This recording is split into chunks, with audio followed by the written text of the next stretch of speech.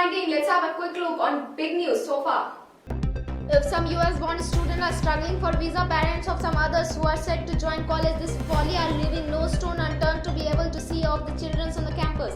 Even if it means spending a month abroad or traveling around half the world, on the May 1st, the US suspended entry by non-immigrants who has been in India for preceding 14 days. Students wanting to enter to return to the US were expected.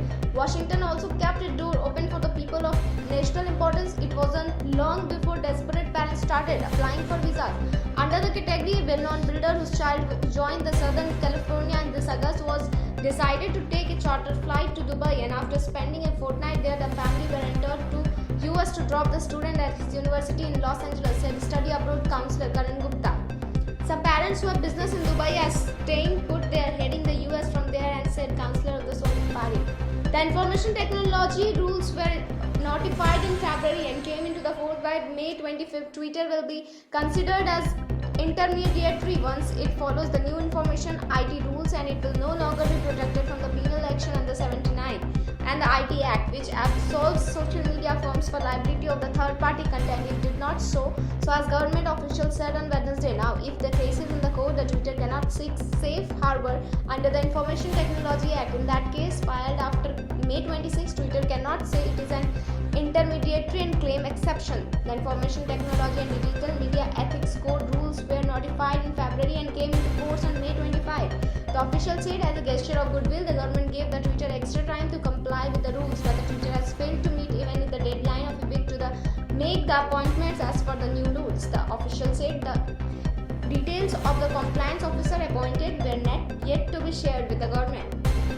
Those who are 18 years and above has been graduated from class 12 will be eligible to apply online application with one to prepare for the potential third wave of COVID-19. Chief Minister Arvind Kejriwal on Wednesday said the Delhi government will build a force of 5,000 community nursing assistants in the national capital. Those who are 18 and above and graduated from class 12 will be eligible to apply. An online application will open from Thursday.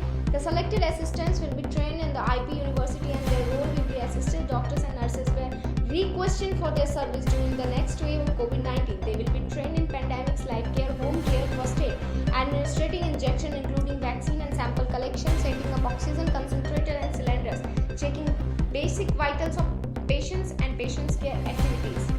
IMD experts say that this might the few more days for the monsoon finally hit the city at its progress. What will be ahead as a typical schedule has sold. The national capital is likely to the thunderstorm and the water on the Wednesday as per Indian Meteorological Department forecast. IMD official says that the parts of the city are expected to receive patchy rain on Wednesday, which might bring some respite from the heat. However, it may increase the humidity level. IMD experts say that it might take a few more days before monsoon finally hits the city as its progress, which has had a typical schedule, has shown. Kuldeep Srivastava, head of IMD's Regional Weather Forecasting Center, said that the earlier which predicted rain from Tuesday rainfall activity yet to be intensified in the western Uttar Pradesh.